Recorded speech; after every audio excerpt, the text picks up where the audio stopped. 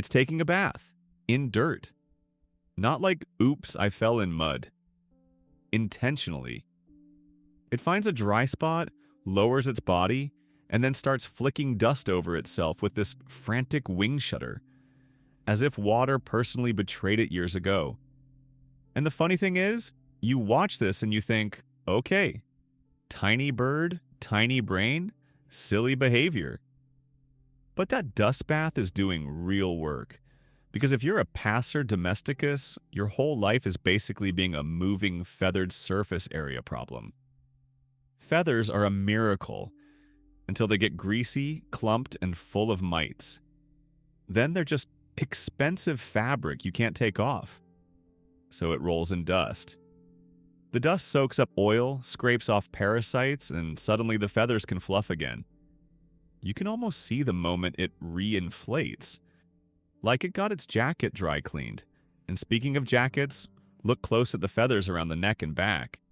Not just flat sheets, layered, overlapping like roof shingles. Part them and there's this warm air pocket underneath, and that air is the whole point. The sparrow isn't warm because it's strong. It's warm because it's wearing an insanely good insulation system. Then it makes that system even better by puffing up, turning itself into a little feather ball, which is also its main emotional state. Round. The flight pattern is frantic. Wing beats are fast. Too fast for the body size, really. They look like they're working too hard to stay airborne. And maybe they are. Wings are short, rounded, built for quick takeoff, tight turns. Not efficiency, because basically everything's a predator. Cats, hawks, rats take the eggs. So the strategy is, don't stay exposed. Get to the food. Get out. Get to cover. Watch one land. They don't coast in. Hard break. Wings cupped. Tail fanned. Controlled falling at the last second. Looks panicked even when nothing's wrong. Now the face. The beak looks obvious. Like the default bird beak you draw as a kid. A short cone. Pointy. Boring? Until you realize it's basically a seed-cracking tool. Top and bottom don't just meet, they clamp. And the muscles in the head are doing way more than you'd expect for something that weighs about as much as a couple coins. If you hand it a hard seed, it doesn't peck it open, it bites it. You can watch the lower beak flex just slightly, and the whole head braces like it's about to lift something heavy. And then snap.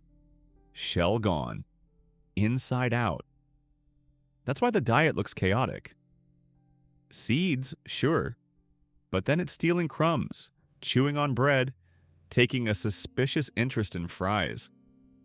That cone beak says, I am built for grains. And the behavior says, I will eat whatever falls near a bench. Both are true. Good enough survived. And in cities, whatever is a food group. But the real trick isn't just the beak.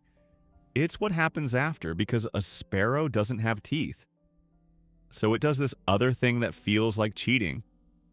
It has a crop, a little storage pouch in the throat. So it can grab food fast, because the world is competitive and rude, and swallow it and only deal with it later. Then the food goes to a gizzard, and the gizzard is basically a biological rock tumbler. Thick, muscular walls.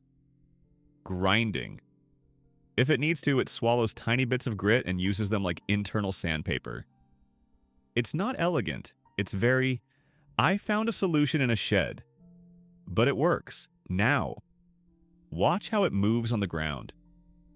It doesn't really walk like a pigeon. It hops. 2 feet together. Hop, hop, hop. Like the legs are spring-loaded and walking is for animals with spare time. And that's tied to the feet. Those toes are arranged for perching, 3 forward, 1 back. So when it lands on a branch, it clamps like a clothespin. There's even this tendon system where, when it squats, the toes naturally tighten. No thinking, no effort, just locked on. Which is great if you sleep on a branch in the cold, because dropping off in the night would be embarrassing in a very final way. But it creates this little contradiction. It's a bird designed for perches that spends a lot of time on sidewalks. So you get this awkward hop-waddle hybrid. Still looks confident about it, though. That's another contradiction. It's small. Should behave like a small animal. Quick, nervous, allergic to risk, and instead it acts like it owns the place. It comes right up to people. Watches your hands. It'll land near your feet like it's checking if you're a vending machine that forgot to dispense. And the eyes, those eyes are set on the sides, not the front. So it isn't built for staring you down like a predator.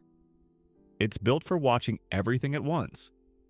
Wide field of view, fast head turns, little jerky movements that look like impatience, but they're actually scanning.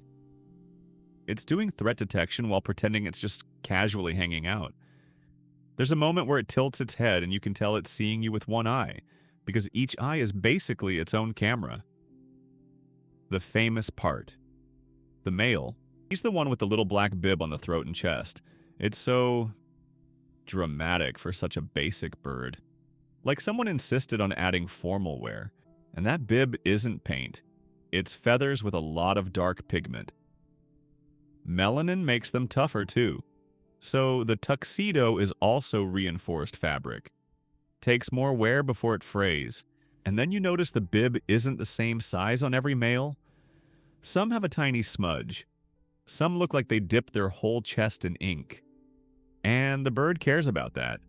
Because sparrows have this weird little social life. They squabble constantly.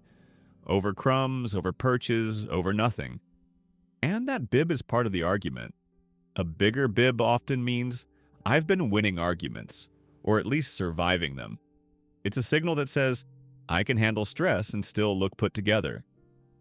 Which is a very relatable flex, honestly. But here's the absurd thing. They posture like gangsters. They are the size of your palm. All this dominant signaling for a bird that could be defeated by a strong breeze. And yet, in a group it works. You see one male puff up, raise his head, show the bib, and the others back off like, yeah, okay, not today. It's the smallest bar fight in the world. Now, reproduction. This is where the sparrow stops being cute and starts being committed. They don't do the elegant, airy nests you picture from a nature calendar. They do chaos, stuffed grass, straw, feathers, paper if they can get it. They cram it into a cavity, any cavity, a hole in a wall, a sign, a vent, somewhere that feels like it shouldn't be habitable and then suddenly it is. And inside that mess, the eggs, they're not tiny for the bird. These smooth ovals that look like they belong to something calmer. And then the chicks hatch and they are basically mouths. Closed eyes, bare skin, necks too weak for their heads. Just sitting there, pulsing, opening wide whenever anything touches the nest. Like watching hunger as an organism. And the parents go from crumb thief to insect hunter overnight. Because those chicks can't grow on bread. They need protein.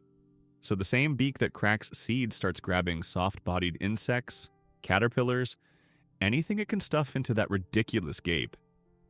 And they do this more than once a season. Like they finish raising one batch, and then, without a dramatic pause, they're back at it. Another nest, more eggs, again. As if the calendar is yelling at them. This isn't romance, it's logistics. And then winter hits and you'd expect the whole system to fail. Because small birds have this problem. High metabolism. They burn through energy fast, basically running a tiny furnace all day. So when it gets cold, they don't tough it out. They manage heat like accountants. They fluff. They tuck the head back into the shoulder feathers. There's a little pocket there. And suddenly the beak disappears. They shiver, which is not fear, it's heat production. And they roost together. Close. Touching. A little pile of sparrows in some ledge or tree. Not because they're sentimental, because shared warmth is cheap. and cheap wins. Which brings me back to the thing that makes this bird so weirdly successful. It's not exotic. Doesn't have some flashy superpower, no venom, no armor, no insane speed. It's just adaptable in a way that feels almost rude. Here's the thing about house sparrows that throws people off. They're everywhere. Every continent except Antarctica, every city, every parking lot. You stop seeing them after a while. Background birds, but they weren't always cosmopolitan. Used to be just Middle East, North Africa, then humans started farming, started building, and sparrows followed. Not because they adapted to us, because we accidentally built sparrow habitat everywhere we went. Grain stores, eaves, nesting cavities and walls. We made the world better for sparrows, and they moved in. It can use our buildings like cliffs, our trash like a buffet, our heat leaks like microclimates. It reads us like weather. The population has been crashing in some cities. London, Hamburg, Prague. Nobody's totally sure why. Habitat loss, maybe? Less food. Cleaner streets mean fewer crumbs. Fewer insects from fewer plants. Or maybe it's something else. Air quality, disease, predation from urban hawks. It's hard to track a bird that's everywhere, but also invisible. Here's what gets me. House sparrows have been living alongside humans for thousands of years. We have records of them in ancient Egypt, Rome. They're in medieval paintings, Renaissance art, and we still don't think about them. They're just there. And still, if you watch one long enough, you see the cost. The feathers get battered, the beak chips, the feet pick up grime. It's constantly negotiating danger, cats, windows, cars, bigger birds, while acting like it's fine. That swagger is partly real and partly a performance to convince itself. So when you see a sparrow dust bathing like a tiny lunatic in a parking lot, it's not just being silly. It's maintaining a suit of insulation, cleaning its parasite problem, resetting its whole day. Then it hops up onto a rail, clamps those toes like a lock, fluffs into a round little package, and starts chirping this plain, messy song through a body built for grinding seeds and feeding screaming mouths. And you realize, annoyingly, it's not the default bird. It's the bird that figured out how to live in the leftovers. It shakes once. Dust everywhere. Looks cleaner, looks proud, and then it goes right back to trying to steal your lunch like that was always the plan.